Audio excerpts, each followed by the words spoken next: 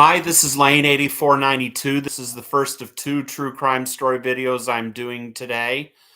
This one is segment 2 on Florida death row inmate Edward John Zakrzewski II. Of course, as I previously mentioned from my first video I did on Zakrzewski, Edward John Zakrzewski II was convicted in the triple murders of his wife, Sylvia Zakrzewski, and their two kids, Edward John Zakrzewski III and Anna Zakrzewski.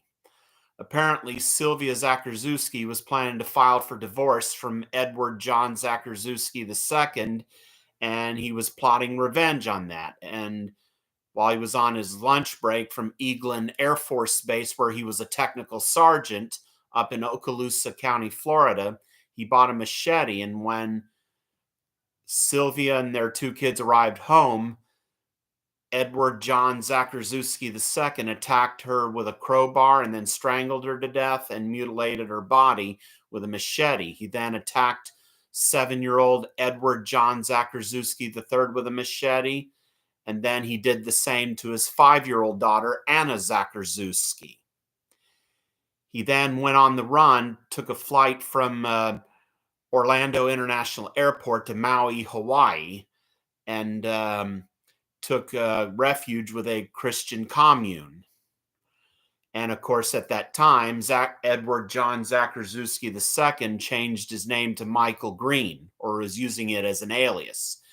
And that Christian commune saw Edward John Zakrzewski II's face on Unsolved Mysteries, but he denied being that person.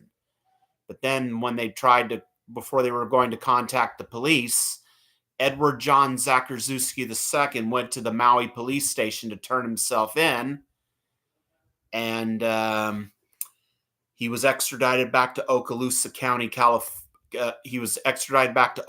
County, Florida, to go on trial, to where he was sentenced to death. And here's what else why I'm doing this segment 2.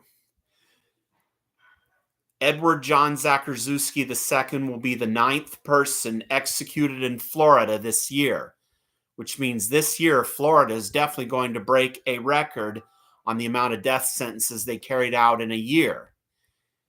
You see, the most death sentences Florida's carried out in a year were 8.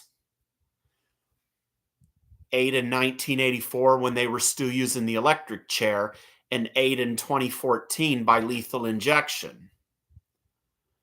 And from what I just saw in a news article tracking Florida's death penalty, the Supreme Court of the United States has just rejected Edward John Zakrzewski II's petition for certiorari, which means he has no more round of appeals left to stop his sentence from being carried out. And by the way, Edward John Zakrzewski II's execution is scheduled for tomorrow at 6 p.m. up at the Florida State Prison in Stark, Florida. And it'll probably be early in the morning when he'll be served his final meal, if he requested one or is offered one, that if he chooses to go with it. And now Florida has set 2 more executions in Florida. The first one, both in August. First one in August 19th of Kyle Barrington Bates. And let's see who the other one is. Let's see. Curtis Lee Wyndham. And I'm going to do my second true crime story video on Curtis Lee Wyndham.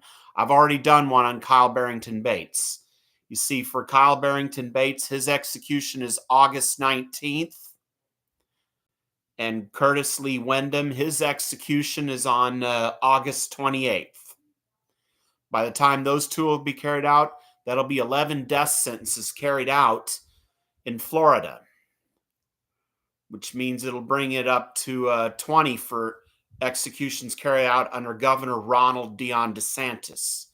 The only 2 other governors who have presided over the most death sentences in Florida were Governor Daniel Robert Graham, who went by Bob, and Governor Richard Lynn Scott, who is now a U.S. Senator, in the U.S. Senate, but I'm not going to go into the politics of the matter. Well, hope you enjoy this video and let me know what you think. Thanks.